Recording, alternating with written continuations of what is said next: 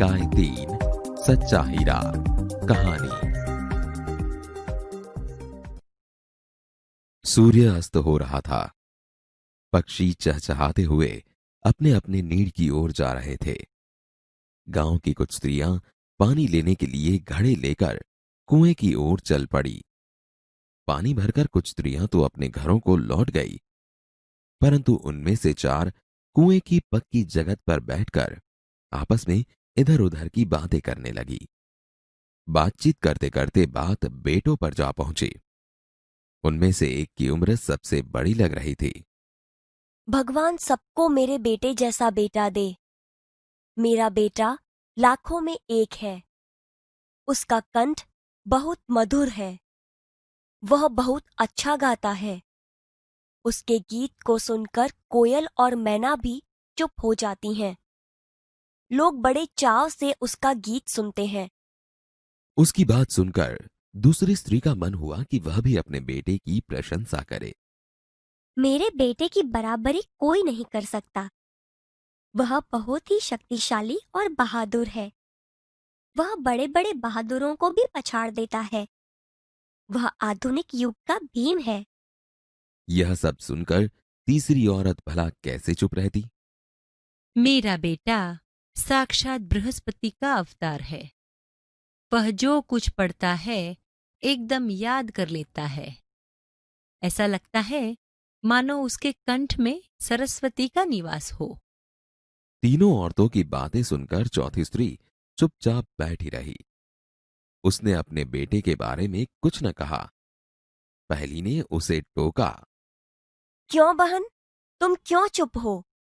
तुम भी तो अपने बेटे के बारे में कुछ बताओ। मैं अपने बेटे की क्या प्रशंसा करूं? वह न तो गंधर्व सा गायक है, न भीम सा बलवान, और न ही बृहस्पति सा बुद्धिमान। कुछ समय बाद जब वे सब घड़े सिर पर रखकर लौटने लगी, तभी किसी गीत का मधुर स्वर सुनाई पड़ा। सुनकर पहली स्त्री बोली, सुनो, मेरा हीरा गा रहा है। तुम लोगों ने सुना? उसका कंठ कितना मधुर है। वह लड़का गीत गाता हुआ उसी रास्ते से निकल गया। उसने अपनी मां की ओर कोई ध्यान नहीं दिया।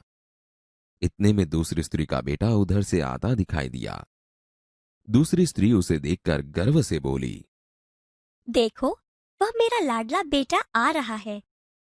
शक्ति और सामर्थ्य में इसकी बराबरी कौन कर सकता है? वह यह कह रही थी कि उसका बेटा भी उसकी ओर ध्यान दिए बिना ही निकल गया। वे कुछ आगे बढ़ी तो एकाएक तीसरी स्त्री का बेटा उधर से संस्कृत के श्लोकों का पाठ करता हुआ निकला। उसके उच्चारण से ऐसा लग रहा था मानो उसके कंठ में साक्षात सरस्वती विराजमान हो। देखो, यही है मेरी गोद का हीरा। इसे कौन बृहस्पति का अवतार नहीं कहेगा। परंतु उसका बेटा भी मां की ओर देखे बिना आगे बढ़ गया। वह अभी थोड़ी ही दूर गया था कि चौथी स्त्री का बेटा भी अचानक उधर से आ निकला। वह देखने में बहुत ही सीधा सादा और सरल प्रकृति का लग रहा था। उसे देखकर चौथी स्त्री ने कहा, बहन, यही मेरा लाल है। चौथी स्त्री उसके बारे में बता ही रही थी कि उसका बेटा पास आ पहुंचा। अपनी मां को देखकर वह रुक गया और बोला, माँ, लाओ मैं तुम्हारा घड़ा पहुंचा दूं।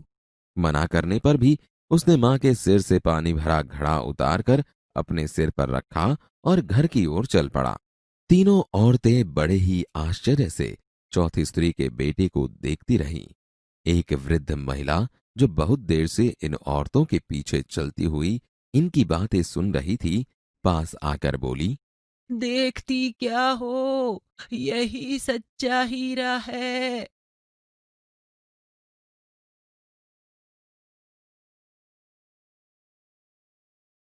कहानी का श्रवण कीजिए। सूर्य अस्त हो रहा था।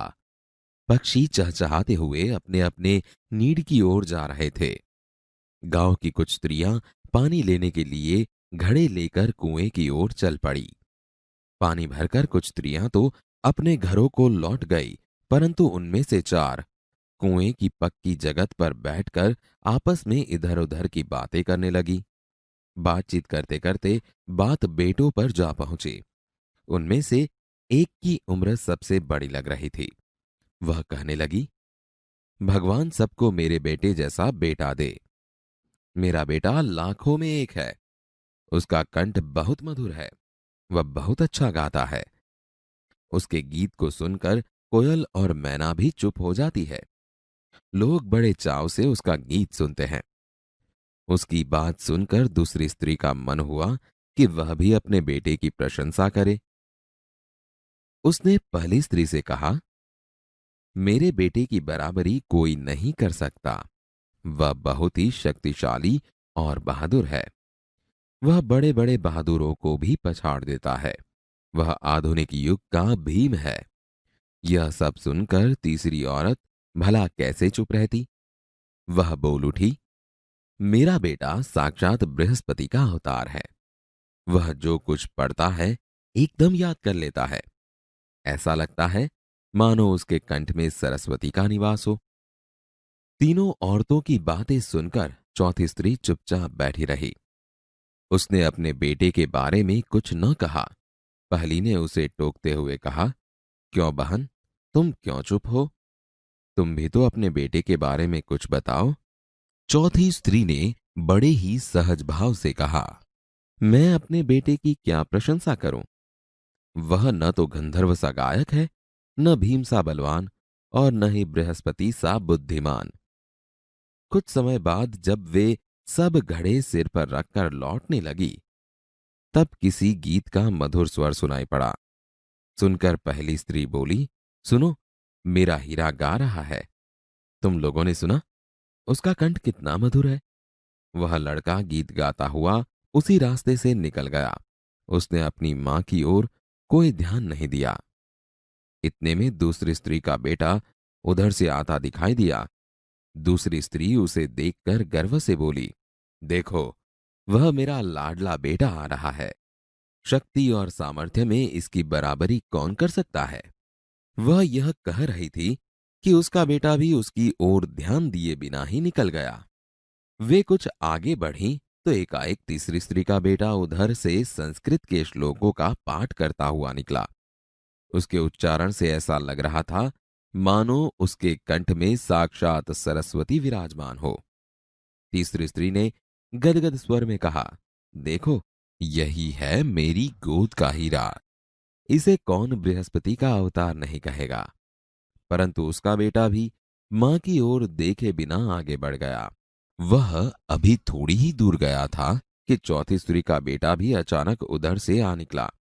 वह देखने में बहुत ही सीधा सादा और सरल प्रकृति का लग रहा था। उसे देखकर चौथी स्त्री ने कहा, बहन, यही मेरा लाल है। चौथी स्त्री उसके बारे में बता ही रही थी कि उसका बेटा पास आ पहुंचा। अपनी मां को देखकर वह रुक गया और बोला, मां, लाओ, मैं तुम्हारा घड़ा पहुंचा दूं। मना करने पर भी उसने मां के सिर से पानी भरा घड़ा उतारकर अपने सिर पर रखा और घर की ओर चल पड़ा। तीनों औरतें बड़े ही आश्चर्य से चौथी स्त्री के बेटे को देखती रहीं। एक वृद्ध महिला जो बहुत देर से इन औरतों के पीछे चलती हुई इनकी बातें सुन रही थी, पास आकर बोली, देखती क्या हो, यही सच्चा हीरा है।